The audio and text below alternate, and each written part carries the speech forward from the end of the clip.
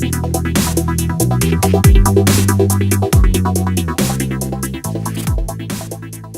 and welcome to I Have Questions. I am Sam. And I'm Alex. And today we are doing Christmas cartoons. Ugh. Ugh. Yeah, they're not, no. I'm excited. I like Christmas cartoons. I'd never heard of, Well, we picked three that weren't like the go-to ones. That's fair. Santa's Apprentice is definitely one I hadn't heard of. So, sorry. Today, we're doing Frosty the Snowman, the 1960s cartoon, which is only 25 minutes, so whoop whoop, thank God. Santa's Apprentice, a French-Australian-Irish production. It was nuts. There was a lot of countries on it. Yeah. And Arthur Christmas, which is so British it poops the Queen. It is very British, but I like it. Alright, so let's get started. Frosty the Snowman. Of course, we both saw this when we were really young. Yeah, and you don't question it when you're young. And by question, it's not even question. The standards of comedy have definitely changed over time, as well as the tropes of comedy. So at the time, a lot of extra sound effects would be added to things, and just janky animation portions. I mean, you can tell that this thing is like maybe 15 frames a second, if that. Yeah, a lot of the mouth movements are out of sync. Yeah. Like the kids start talking before before the sound comes out of their mouth. It's really weird because at first I thought I was like maybe it's the quality of the video I'm watching, but it wasn't because their mouth stopped moving when they finished talking. Just started way before. Ugh. I believe it because it's very similar. The sound effects are Rocky and Bullwinkle sound effects that they, I guess, reused. It definitely reminds me a lot of the cartoons I definitely watched growing up on Cartoon Network, like Boomerang and stuff like that. Mm-hmm. And those were cartoons from the 70s on Boomerang, if I recall correctly. So having something that was part of this is the 60s? This is 1969. 60, okay, might as well be 70s. But it was still coming out of the tradition of using those wacky noises, essentially, when somebody would trip or fall. A lot of it relies on, it played through, like, a lot of slapstick on it. I didn't laugh once. Like, honestly, I didn't find anything humorous in it. And maybe it's because I'm a curmudgeon, but it's... A little bit. No, I'm a massive curmudgeon. A little bit. Yeah. Alex's Christmas spirit is ruined by Toys R Us. And just then, his heart shrank 4 sizes that day. So Frosty is voiced by Jackie Vernon, and I do not like that voice. I knew it was Jackie something. Yeah, Jackie Vernon. I didn't like his voice.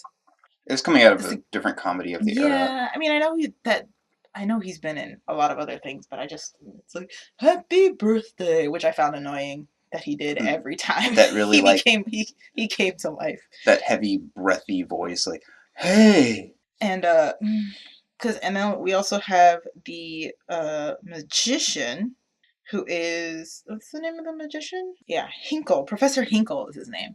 And he's like... It's so forgettable. Only 25 minutes. It's so forgettable. It is, because I just had him in my head as like the bad magician, because he's a bad magician because he's shit at magic, but he's also a bad magician because he's a bad guy. Oh, that's a very dynamic, deep play on words. Amazing definitions. Whatever. I'm living my best life right now. Yeah. So it's not. It's really weird because he's a bad guy, but he's not good at being a bad guy either. Like, yeah.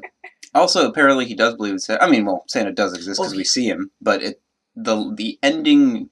I don't care how long this thing is. The ending portion is Santa basically threatening him. It's like, if you take that hat back, you'll never get another gift from Santa. It's like he could buy it. He's an adult. Yeah, he's an adult. He could buy it, and 2, it's just like, he doesn't appear to be a good person, so I don't think he was getting gifts from Santa to begin with. Yeah, to be completely honest. Your threat is empty, Santa. Yeah. And when he's rich with the hat, he can buy anything.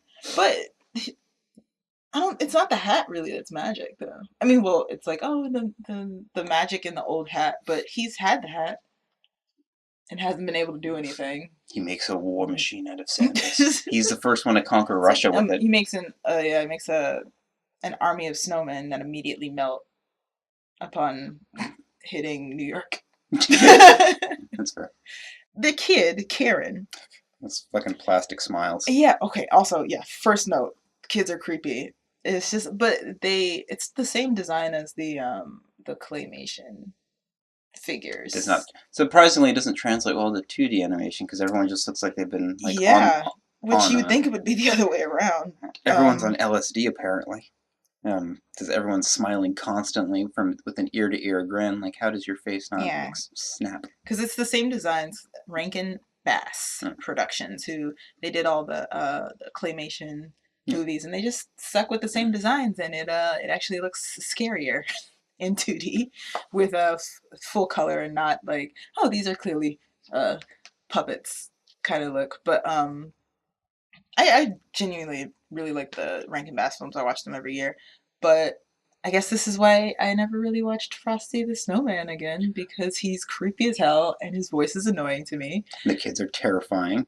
There was one nice, like, very creepy existential moment where, whatever the girl's name, it doesn't matter, gets locked in Karen. Gets locked in the greenhouse by the bad magician, and Frosty essentially melts. Immediately. So I can only imagine, like, the snowman trying to comfort Karen as he's, like, literally dying in front of her. But here's the thing. Karen's known him for, what, 3 hours? 4 hours? Well, because...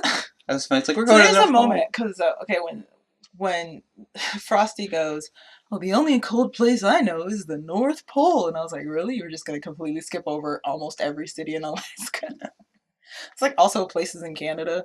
Yeah. And you could always just go to Antarctica. Or literally any other place that's cold. You don't have to go to the North Pole. And how does he even know what that is?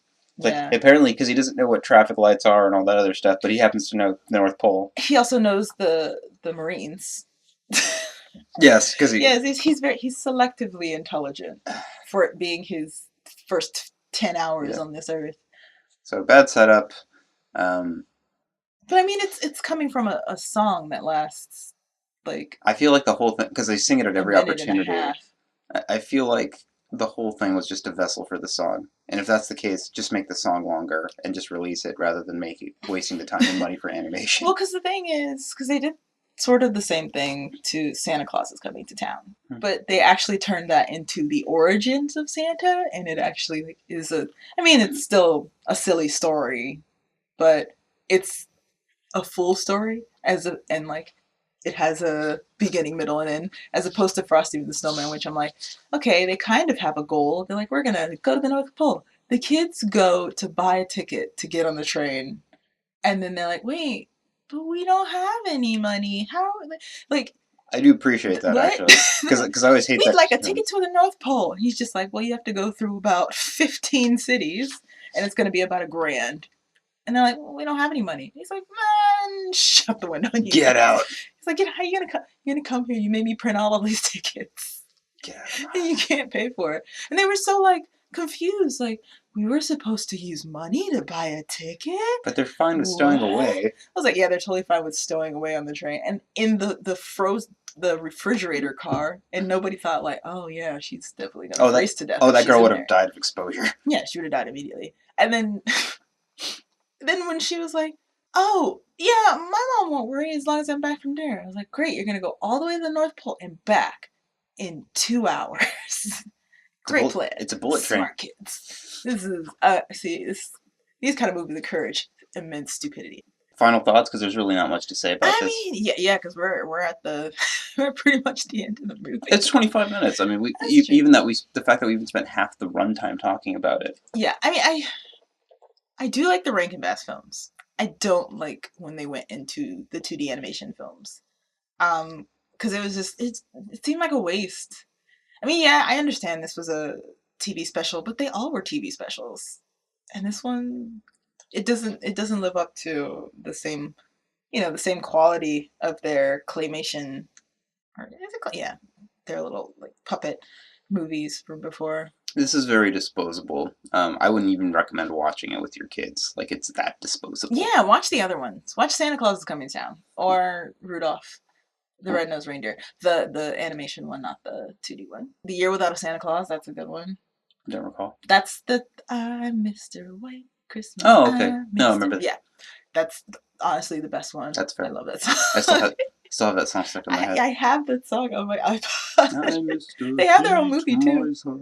Well, they have not movie. They have their own little special, of course, because they deserved it because they were The best best characters yes. of that movie. But yeah, also yeah, Santa Claus is Coming to Town that's my favorite one.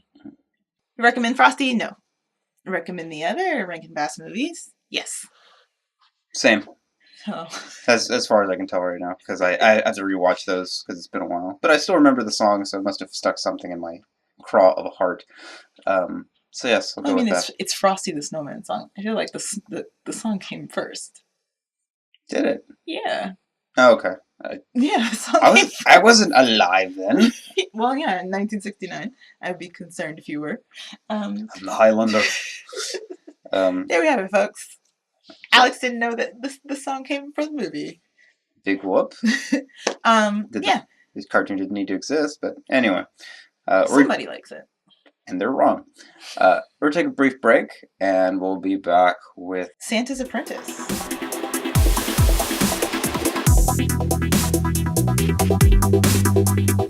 Okay, and welcome back. So we are talking about Santa's Apprentice.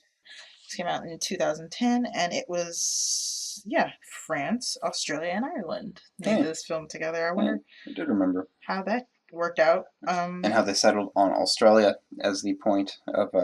And America. Yep.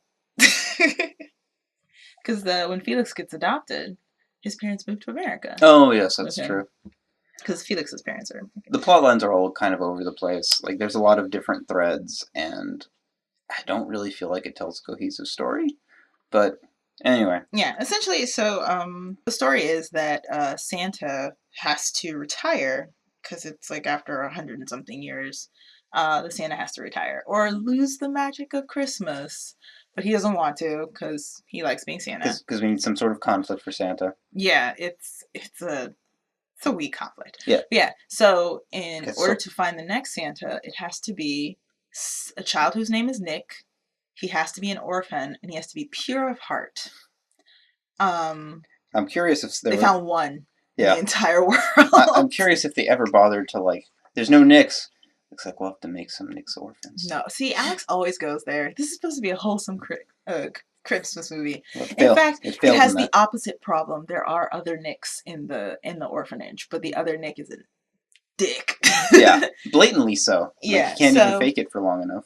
Yeah. So the kids are, the main character is an orphan, and he's at the orphanage, and he's, of course, pure of heart. So he's a super sweet kid. He, goes out of his way to help a kid get his toy off of the wall, like off the top of the wall, which the bully threw up there. He shares his chocolates because the bully ate the other kid's chocolates. It's just like, it seems like the only purpose of the bully in this is to make Nick seem like a saint. Yeah. Compared to the other children. But Felix is also a really, really nice kid too. So it's just this one little bully. Yeah. And of course he gets to do whatever he wants because the matron of the orphanage is super sweet and super nice and completely overlooks the fact that he is like terrorizing all the other kids in him. She's just like, oh, he always has to be the center of attention. Like he definitely steals kids' toys. Yeah, you can't tell me you hadn't had a conversation about that because the other kids would have ratted on him by now. Or maybe they're too scared. It seems like they're not that the kids at this orphanage aren't that old. I think the bully and Nick and Felix, they're under 10. Yeah. Yeah, there's no one over the age of 10 at this orphanage apparently. But so yeah, Santa comes and gets him, just basically kidnaps him from the orphanage. Yeah. I guess it's like you're an orphan because we're not going to take you away from your parents, so that just makes it convenient for the plot. But they do come back to it later though, in fairness, which I was surprised they did. What? Because they're like, we don't know where he's gone off to, like, because they come back to the future a year later or whatever, when they're delivering the gifts finally. Well, yeah, because they of course, this matron actually cares about the orphans, so she called the police as soon as she found out. Yeah. And they've been looking for this kid for a year. So, they filed a missing persons report, of course. And he's just living up in the North Pole, like, and then the kid's like, he got adopted by Santa. And the one bully his name is Grincrotch, what a name, is basically like, oh, I'll have revenge on you. Because when they came to pick him up, Like no, a when they came to nemesis. pick him up, they said, he was like, oh, it's both Nicks. And the elf that was picking just did like eeny, meeny, miny, mo. Yeah. And since the pure of heart Nick was like, oh, no one ever picks me for anything, so it's probably not me. And so the bully is like packed his suitcase ready to go, and then Santa immediately looks at him and it's just like, no. Yeah, this kid's a prick. Just like, no, this kid is definitely not the right one.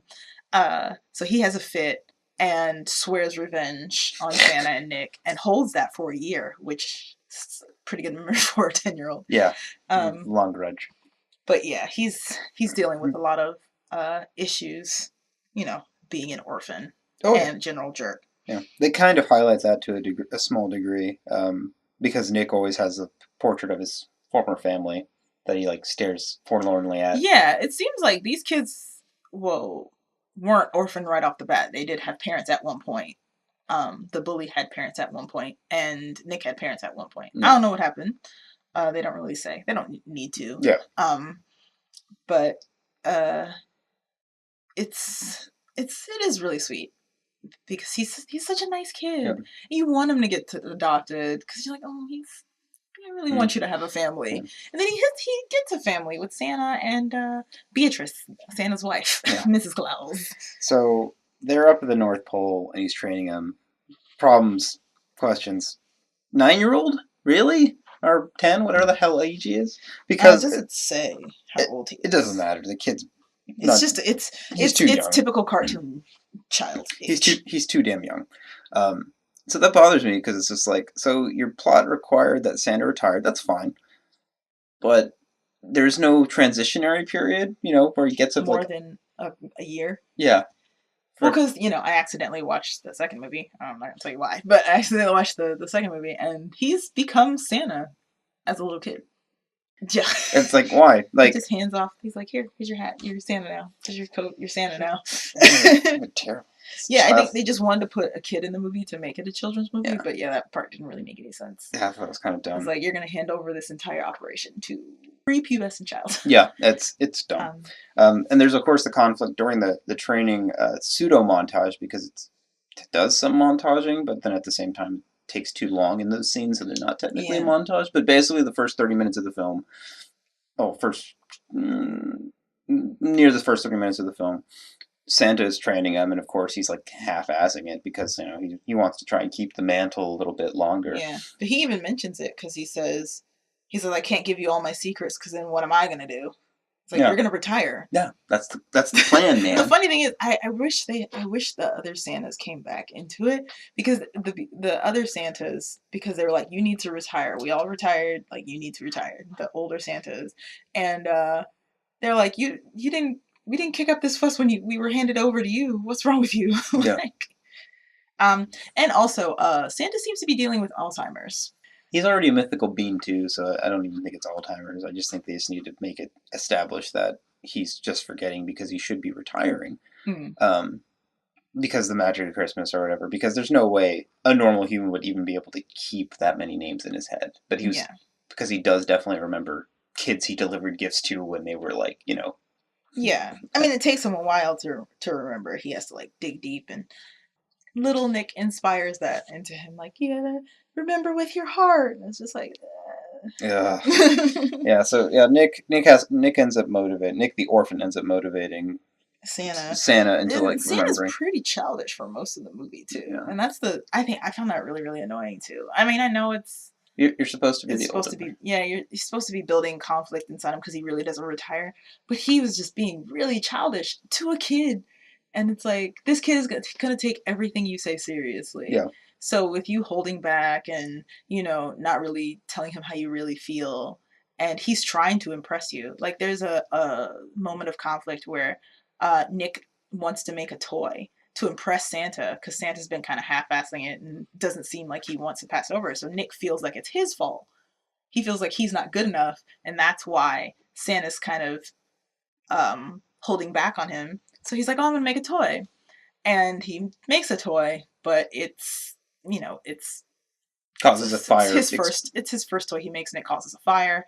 And Santa gets really pissed off at him and is like, "What's wrong with you? Why didn't you let me check it?" And he's like, "I wanted to surprise you. Like, nothing I do is good enough for you." And that was kind of it's like, oh, I like that moment because it was just like, it was like, oh, like, kids who like, am I good enough for you? Like, do you want to keep me as a child? Felix doesn't seem to have this conflict because this is all. There's another subplot. There's another subplot. Best friend who's so. That's a kid who could have been Santa. Saccharine sweet. So yeah, I feel like the Nicholas part was only in there so they could. I don't know. Anyway. Yeah, but his best friend is. It comes out of nowhere, kind of, because the Felix transit. So Felix gets adopted. Felix is Nick's best friend. Felix gets adopted early on in the film. 30 minutes into the film is when we cut back to Felix. 30 minutes in. Oh, this movie went by pretty fast for me. So yeah, so it's just like, okay, I guess we're doing this as a subplot because we cut into it. He seems to be having an okay home life, but the parents are having a side conversation, and it's just like, oh, we're gonna have to move. So yeah, like his parents. So his adopted father loses his job, and as a result, they can't get approved for the loan. I'm guessing, so they lose their house, and they have to move into a mobile home, and Felix is just like, hey, as long as I'm with my family, yeah, I don't care. But the parents are really worried because they're like, well, what if the child services comes and they see that we're living in a mobile home now, they're going to take him back, which is fair. That is something that does happen. So Felix is just like, I want a house because I want my parents to be happy because I'm happy with them and I want to stay with them. So I just want them to get a new house. And I wish they did kind of explore more into that because while Nick is missing, Felix doesn't know he's missing from the orphanage because he writes to the orphanage for the whole year, thinking that he's writing to Nick, and just not getting a response because he's a really good friend, but he doesn't expect a response. Yeah, it's like that. I'm surprised he wasn't more sullen about that. Yeah, but he just keeps writing, and he doesn't apparently know that he's kidnapped. So when the other girl from the orphanage, who's also named Beatrice, tells him like, oh, like she frames it as he got adopted by Santa, not that he was kidnapped. Mm-hmm. So she's like, oh, he got adopted by Santa. So Felix is like, oh, I'll write to Santa, and then Santa will give my letter to Nick, and then everything will be okay. You're just like, why are you? You can't be human. so saccharine. Yeah. So the year passes.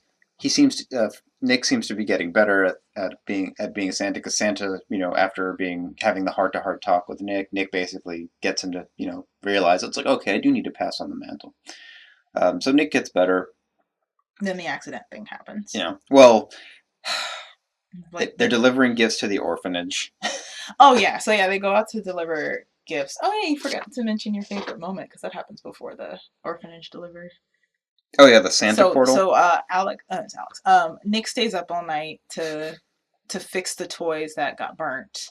And the elves help him out. Yeah, the next morning something happens and the Santa gets food on his jacket. So Mrs. Claus is like, oh, I got you a spare one. Switches the jacket, but it's missing the magic ball. The very Deus Ex or contrived orb, because apparently all the magic of Christmas is in this, and it allows them to shrink, make things move really quickly. It's ridiculous because it's like there's no redundancy in this. Like if all of Christmas is bound up in this, everything fails if it breaks. Yeah. What kind of screwed up thing is this? How is it not like in a staff? Like how is it not wrapped around? He just keeps it in his pocket too. How is it not on your necklace, on a neck? Something safer.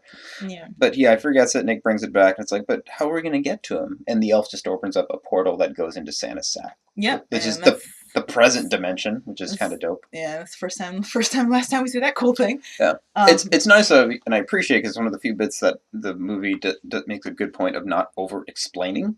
So it's just like, hey, this exists. That's it. Yeah, because you because they should. really over-explain that orphan thing. But yeah, they did a good job for that portion. Yeah, So they make it back to the orphanage, and the basically the same thing that happened in the Santa Claus. The police officers were waiting for him because apparently the shitty Nick called the police, and hell of a grudge. yeah, right. And why do they? I'm surprised they believed him. It's just like, I think the kidnapper's bringing him back tonight. I guess I don't know. What would you Or even they tell can the just cop? say, "I saw a man coming, and Yeah, he saw my friend." yeah, I guess Yeah, he can frame that up anyway. that's fair. But yeah, so they arrest Santa, and of course, like all movies that are like, like, oh, adults never believe us. Like they completely railroad over the kid, and it's just like, you're back home now, everything's okay. And he's like, oh, what? No. And Which is realistic, and I kind of appreciate yeah, that. and it's very Santa in prison is great, or jail. I'm sorry, his jail is great because then, in order to get out of it, he manages to convince the guards to let him go because he remembers he what remembers everything they asked for when they're kids, and like he remembers like one of them like stole bubblegum or something. How did you know that? I killed all the witnesses. How did you? No, but it's cute. I think it's cute when he gets busted because they're like, "What are you doing with this child?" And he's like, "You not see what I'm wearing? Do you not know who I am? I got the red suit, the boots, the beard, The the beard's sack fake. of presents." The beard's fake. Oh yeah, the Oh beard was shit. fake because it was like I thought that was actually really clever how they tied that back in after because his beard got burned, so his wife made a fake beard for him so that he would still have the image. And then the cops were like, well, if he's the real Santa, then his beard should be real because Yeah, because that's our litmus test for it's this. just like, yeah, no, I just brought all these presents for no reason along with this kid. Yeah, so the gets hauled off. He drops the orb, and and Crazy Nick finds it. yeah, Like, great. I have Like, a lot of names for this kid. He goes from a bully to sociopath basically a sociopath.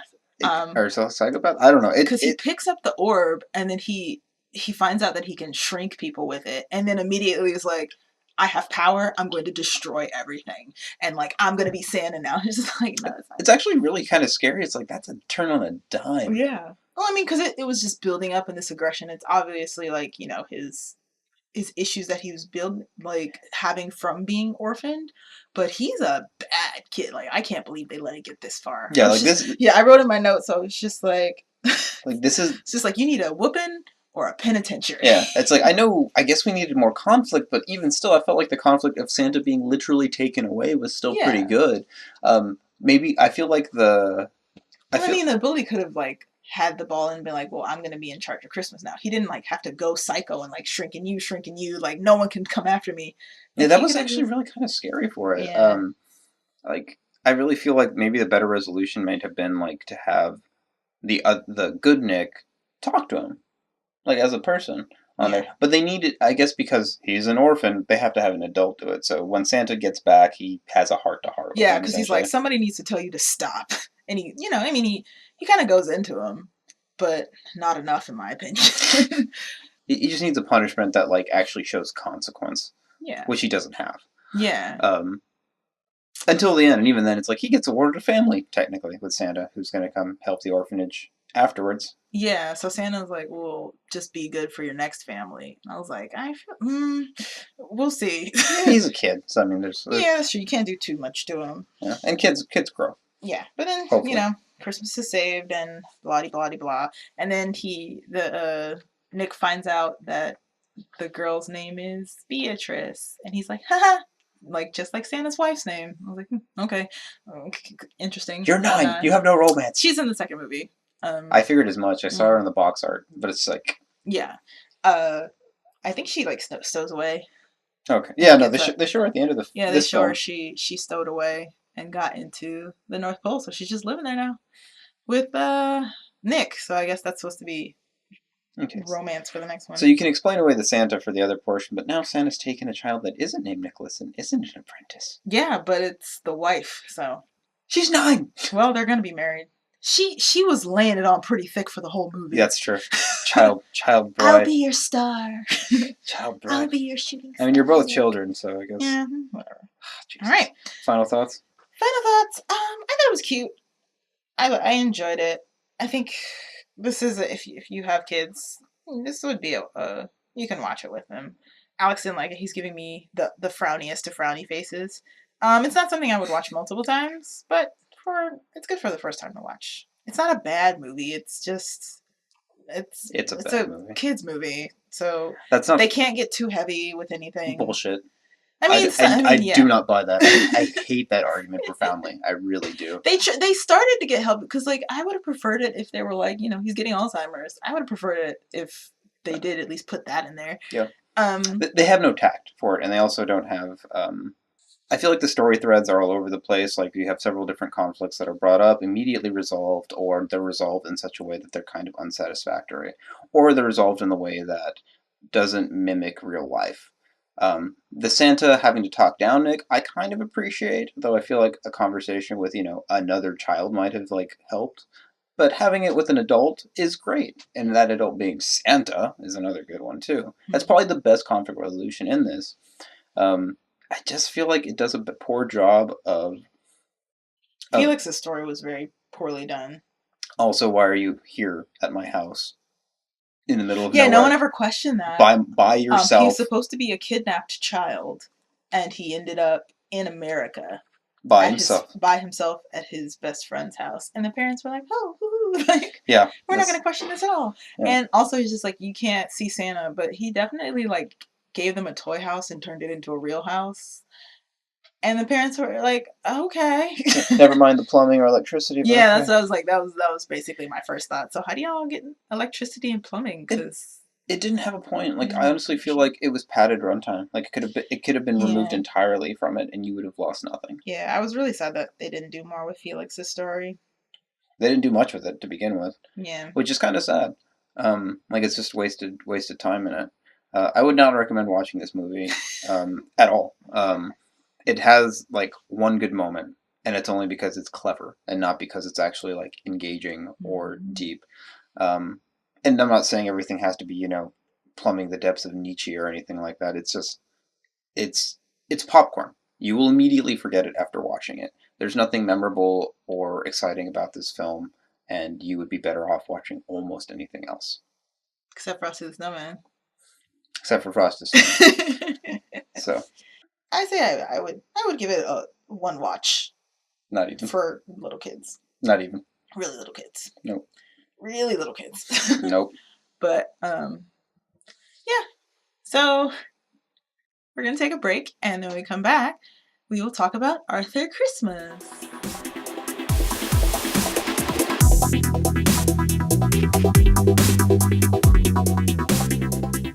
And welcome back. So we're gonna talk about Arthur Christmas, my favorite of the three. Same. I like this movie. This recommended by my dad. Actually, this and Santa's Apprentice is recommended by my dad. So I feel like I've seen. Sorry, Alex. I feel like I've seen part of this through osmosis, if only because I have a lot of young cousins. So. It's interesting because the way that Arthur Christmas was marketed, it's out of the old into the new, and holding on to your perception of the world, losing sight of your purpose and the real world. The real mission, because it's the technology is too much without any heart to it, and then the tradition is not enough without the heart in it. So it's a bit of both, and it's actually a nice blend in that regard on it. Some plotting I feel like could do better to be better established. But this is 2011. Yes. And we are in the North Pole. Where else would we be? And it is Christmas Eve. Christmas Eve. So they've turned this into an extremely high-tech operation. They have this gigantic ship.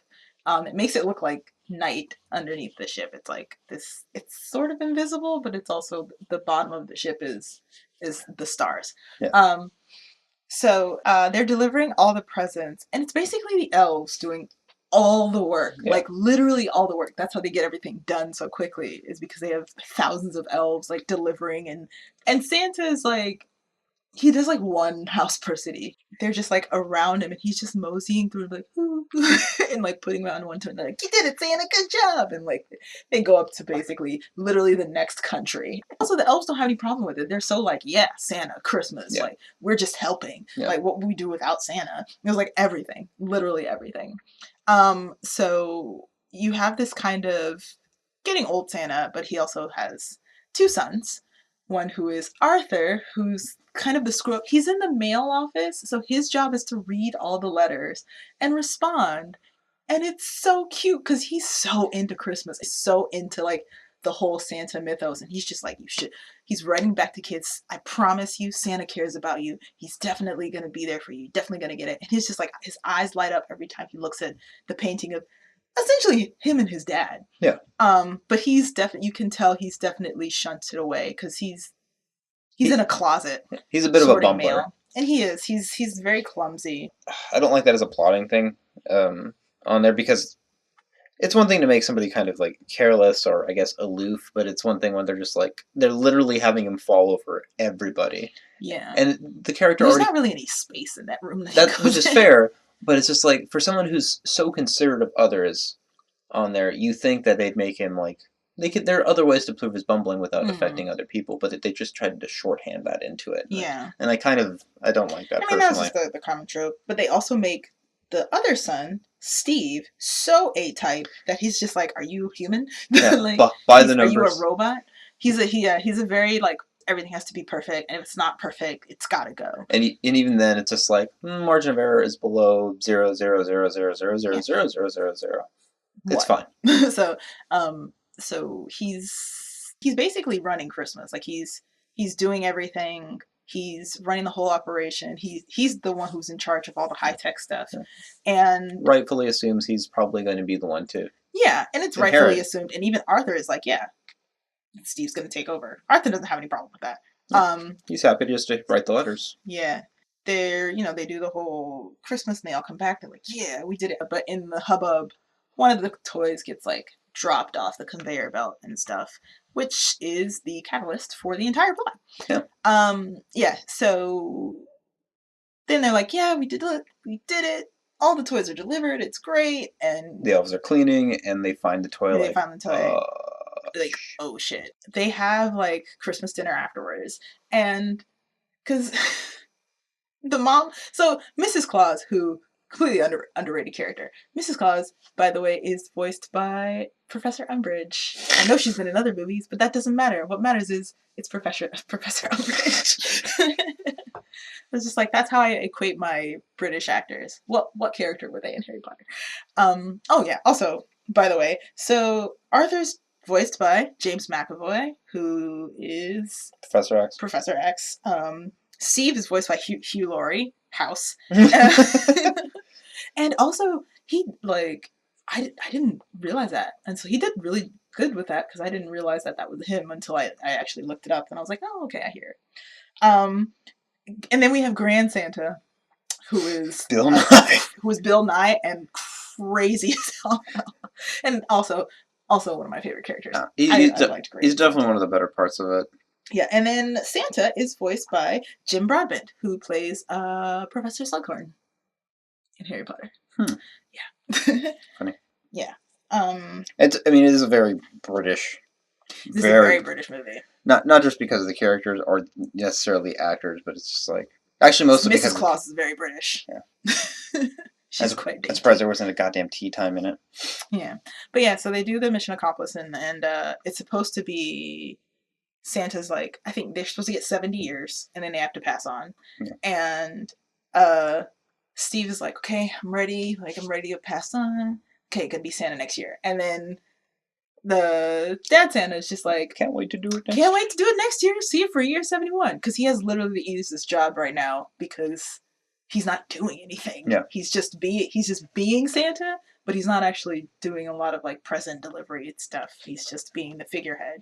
Afterwards, we have dinner, and Arthur's like, yeah, you guys did a great job. Everyone's going to be so happy. Like, this was such a great... Like, Arthur's totally... Like, I do like how they didn't make it a conflict between the brothers. Like, yes, Steve is very much looks down on Arthur, but Arthur doesn't have any resentment in his body. He does... Like, he doesn't want to be Santa. Well, he doesn't have a desire to be Santa. He just wants Christmas to go smoothly and all the children to be happy. Yeah. And he thinks that his dad is doing an amazing job. And it's like, why mess with it? Like, oh, great, Dad wants to be Santa again next year. Okay, that is a good point in its favor, because that kind of conflict usually does get when there's two brothers. It's always like, but it's also like Steve yes, he's just like, okay, Arthur is in the way, but he's never like, He cares. like, He wants get success. out. Like he doesn't hate his brother. He's just annoyed by him. So, and then we are introduced to Grand Santa by Bill Nye, who comes out the bat already like, if you, he says, It's like, Steve. if you ever want to be Santa, you'll have to knock this one off. Yeah, and it's so funny because they are a moment where everybody just goes silent. Everybody translates that in his head. Is like, is he telling him he has to kill his dad? It's like, oh shit! I was like, this is gonna go hardcore. We're going patricide. Yeah, basically. Grand Santa's like, we're not pulling any punches. And is that how you got the role, Grand Santa? Yeah. But Grand Santa, Grand Santa represents the old Christmas, and like the very much holding on to all the old traditions and not really realizing that, the world has gotten bigger and more advanced in technology. He's still holding on to the old thoughts of Christmas.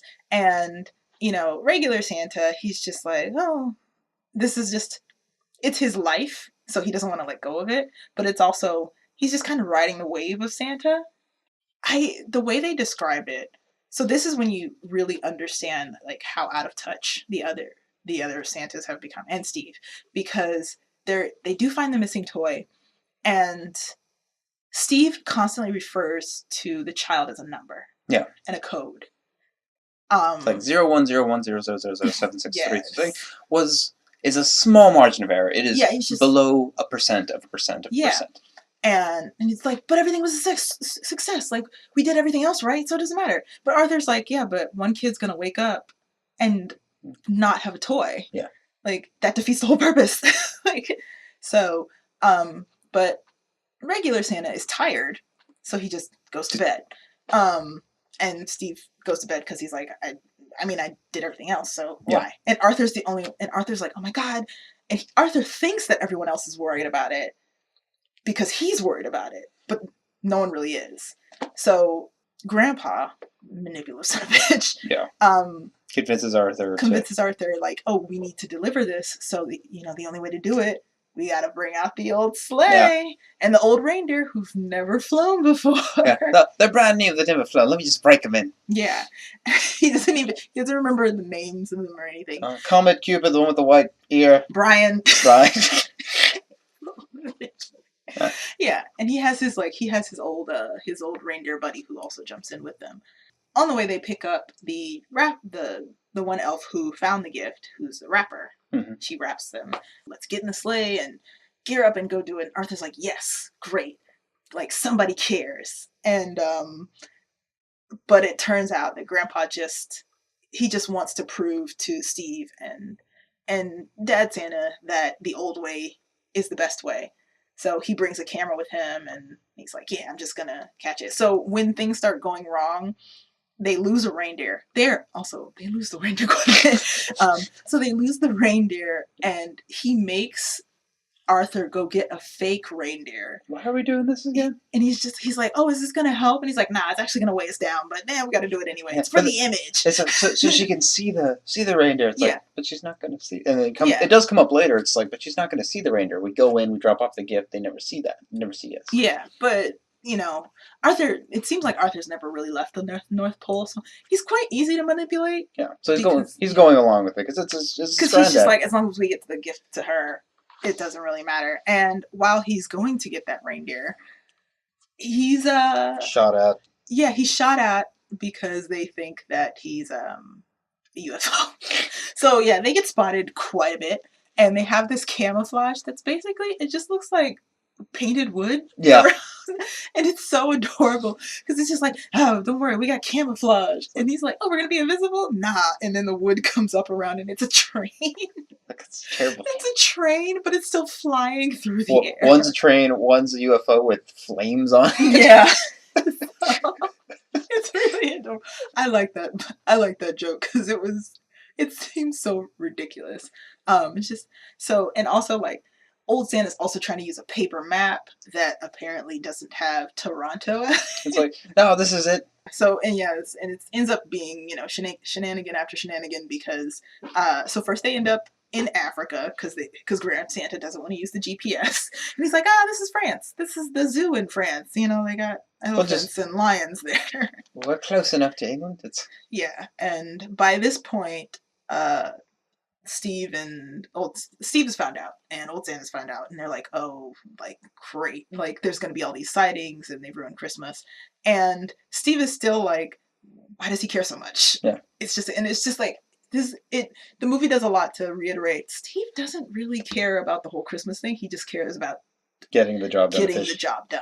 And, he's like, why does it matter? Why does it matter? So the margin of error is so low, yeah. Which is fair, honestly. Like, on a global scale, it's like, yeah. But for Arthur, it's like, it is the spirit. But it's understandable, because Arthur's been looking at all these letters all year. And, like, it's been, like, building this, He goes looking for the letter once he finds out he about immediately goes looking for the letter and knows exactly who it is. Which I'm just like, that's amazing. It's like, and it's, once again, the dichotomy. Steve never bothers to even learn this child's name. Arthur immediately goes and looks for the letter and finds out who it is and the address and everything. When they get to the African Sahara, one of the elves is like, oh, we have the old communication systems. This is how we used to communicate back in the old day. And this guy looks like he's going to fall apart any minute. And of course, it's like, everything starts breaking. Grandpa's camera breaks. And that starts to be his reveal to Arthur that he didn't really care about it, because he's like, well, what are we going to do? We don't have the reindeer. We don't have the camera. How are we going to visit? And Arthur's like, why does that matter? Like, she's not going to see us. It doesn't matter. And that's when he's like, well, I just wanted to prove that this way was better. So, of course, then Santa gets all grumpy because he's like, oh, we're not going to do it my way. And then Arthur's like, it doesn't matter. This is not what's important. What's important is that the kid gets the gift. So they make it to Mexico because they're like, we're going to use the GPS. I don't remember the name, but it's the same city name, wrong country. Yeah, which, I mean, Google does that sometimes. So he just picked the closest one to where he was, and it just happened to be in Mexico, not in, is it Trolley? Okay. Whatever. But, so they get there, and Chihuahua. Yeah, the Chihuahua steals one of Arthur's, like, really cheesy slippers that he has. I thought it was trying to hump his foot for a second. No, it was trying to steal the slipper. And Arthur is just like, he hands it to him. He's like, Merry Christmas for you. You get to have the slipper. So they're like, okay, but we still have time. This is the longest 2 hours ever. Because they have basically like 2 or 3 hours till sunrise. And they're like, okay, we'll make it. But by this time, Grand Santa's in full sulk mode. Like, he doesn't want to help at all anymore because he's just mad. He's like, oh, we're not doing it my way. So, fine, you deliver it. I'll wait here. Yeah. And that's when basically things start breaking down because Steve finally gets Arthur on the phone and is like, get back here. Like, it doesn't matter. Yeah. And like, get back here, it doesn't matter. And he's like, but Dad cares. Dad's awake all night. And then he's like, I'll prove it to you. Dad's totally not awake. And he doesn't care. He calls the voicemail. Santa's sleeping. And then Arthur, basically his world shifts because then he realizes, oh, Dad doesn't care. Yeah. Santa doesn't care. And that's a huge blow for him because he's idolized his dad. They get stranded on a beach because Grand Santa pulls the phone out of Arthur's hands because he's like, well, let's just go back then. So he pulls the phone out of hand and topples over. Oh. It topples over the sleigh. They end up falling out onto the beach and get stranded. And Arthur's really pissed off because he's just like, nobody cares.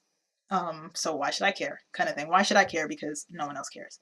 And it's also at this moment the elves find out that he forgot the present.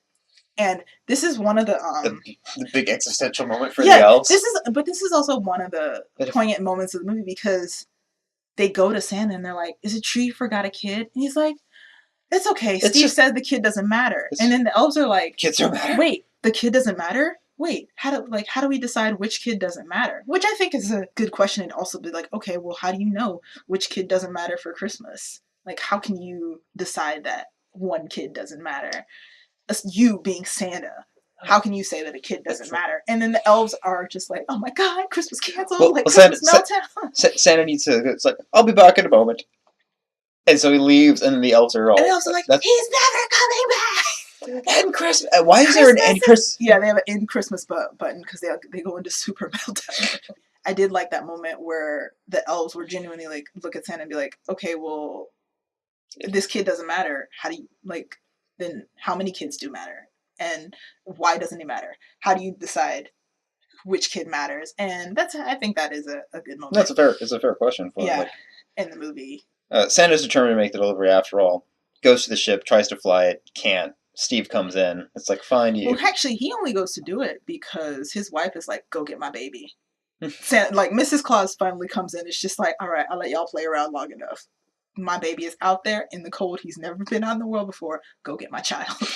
And they're in the beginning. Their only plan is to pick up Arthur, and they're like, okay, we're just gonna.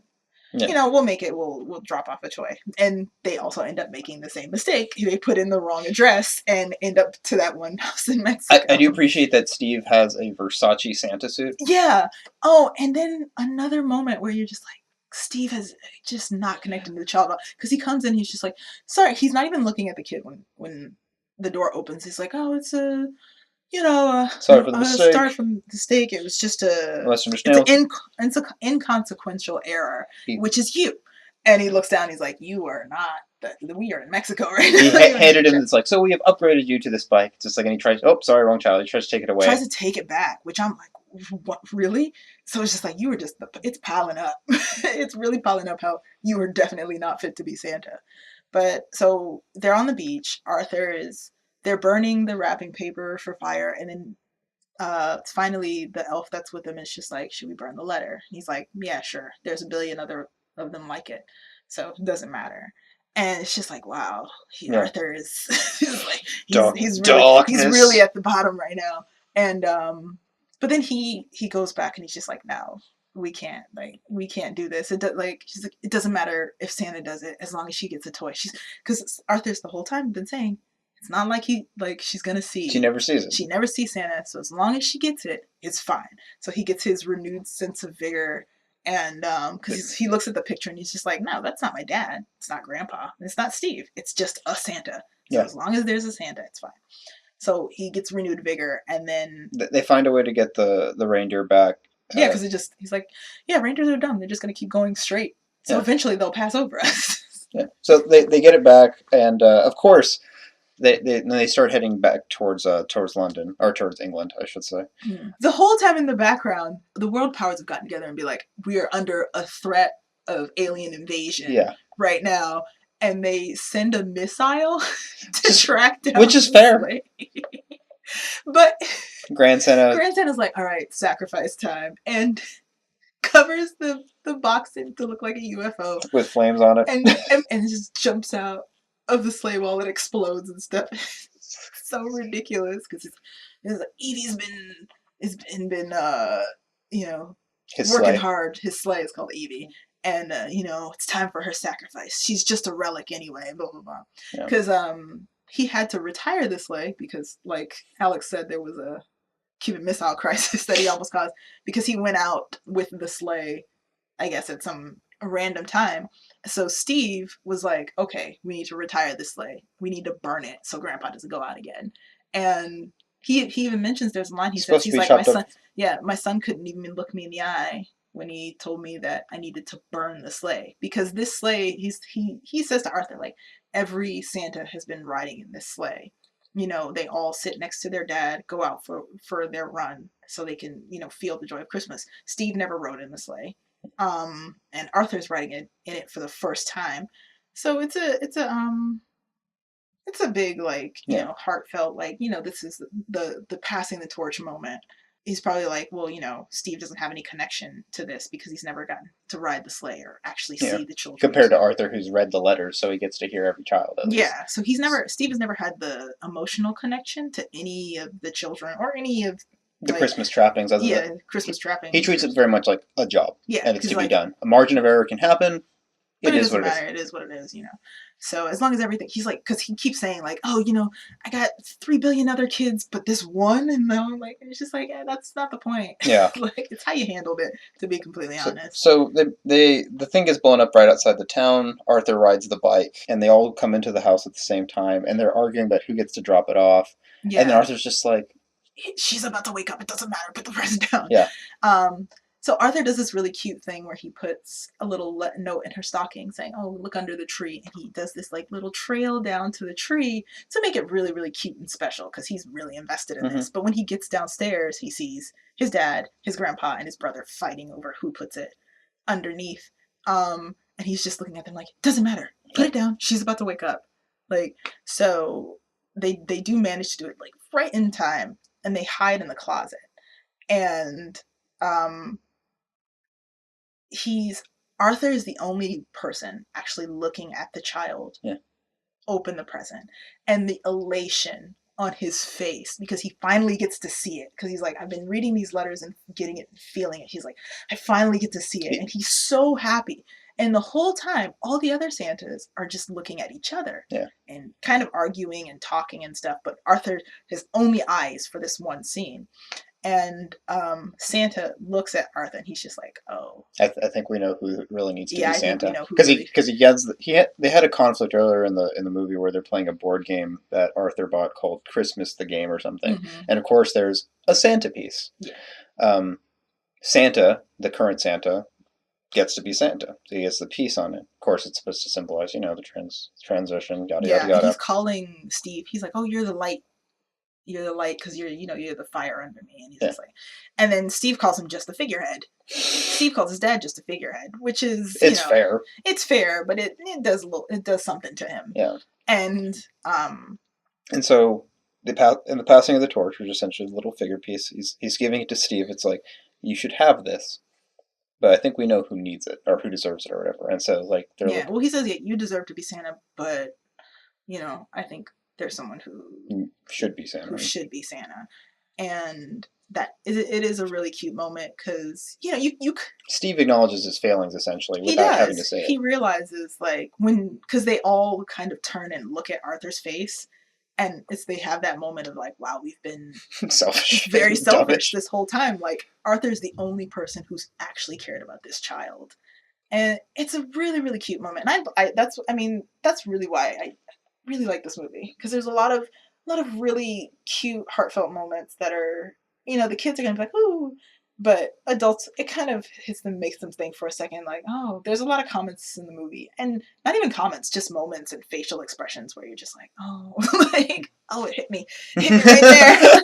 like when he burned that letter and said like, there's a billion other like it, I was like, no, especially coming from you who reads all of them and answers them individually, like, that's gotta hurt. Final thoughts, I guess. Yeah, final thoughts. Great movie. I would definitely recommend it. It's good. It's definitely good.